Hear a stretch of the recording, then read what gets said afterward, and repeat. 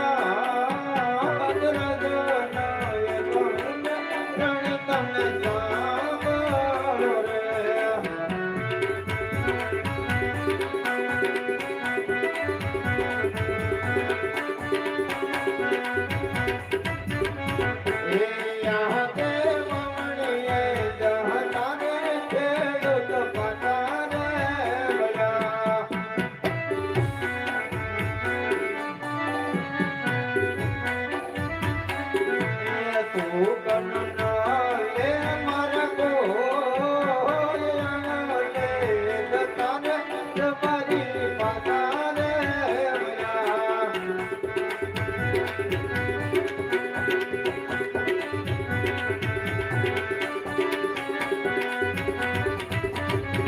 હે યાદ પોપટ કટની પરજા સદમાન મેણા બોલ રે.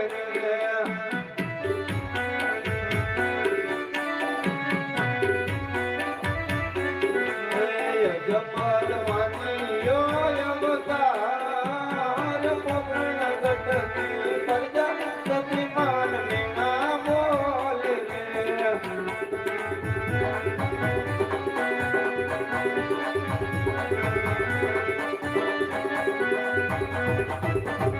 હે યાદ કમરે જીવ રે સદમાન ગમાતો નથી.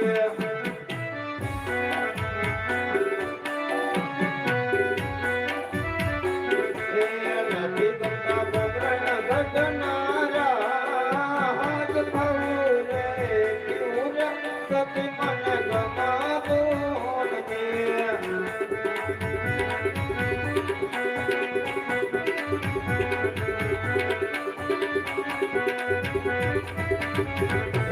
યાદ જીવવા કરતા તો મરવો પ્યારો લાગે રે.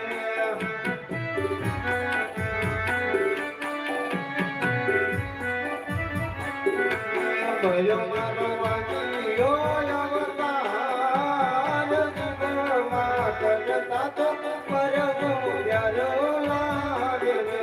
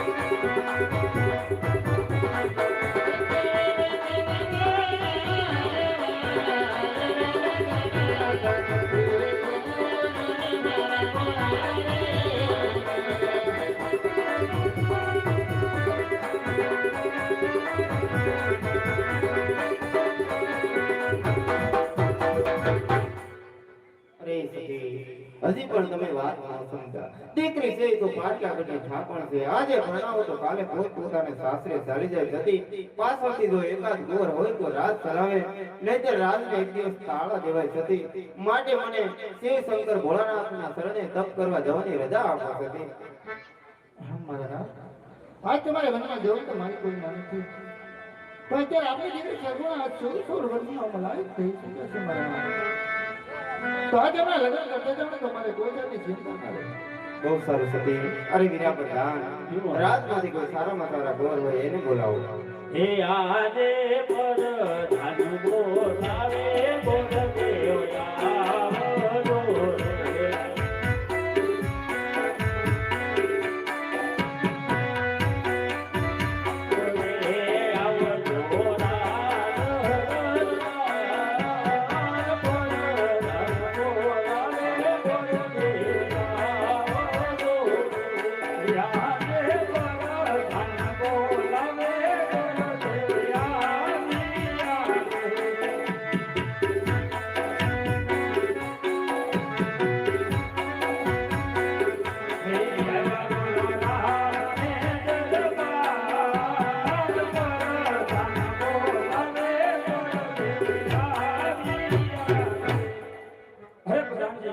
દિવસની તારી શા માટે બોલાવે છે? મહારાજા યાદ અરે જેહો કોકરાણીના રાજા અજમાનો જેહો મહારાજા. અરે મહારાજા, કોઈ દિવસની તારી શા માટે બોલાવે છે? અરે ગોરદેવના શરણોમાં રાજા અજ્ઞાનના નમસ્કાર. કલ્યાણ ભવો. અરે ગોરદેવ, તમને બોલાવવાનું તો એ જ કારણ કે આપણી દીકરી સગુણા એ આજે 16 વર્ષની ઉંમર લાયક થયા છે. માટે તમારે એના લીલુડા શરીર પર લઈ અને તમારે દેશ અને પરદેશ જવાનું છે. બહુ સારું. અરે મહારાજા, ક્યાં જાવું અને ક્યાં ન જાવું એ તો મને થોડુંક કહો. અરે હા ગોરદેવ, તે જાજો પરદેશ જાજો, પણ એક પિંગલગઢ ન જતા ગોરદેવ. અરે મહારાજા, પિંગળ કેમ નહીં જવાનું? અરે હા ગોરદેવ, મારે અને રાજા પઢિયારને 20 વર્ષના વેર ચાલે છે.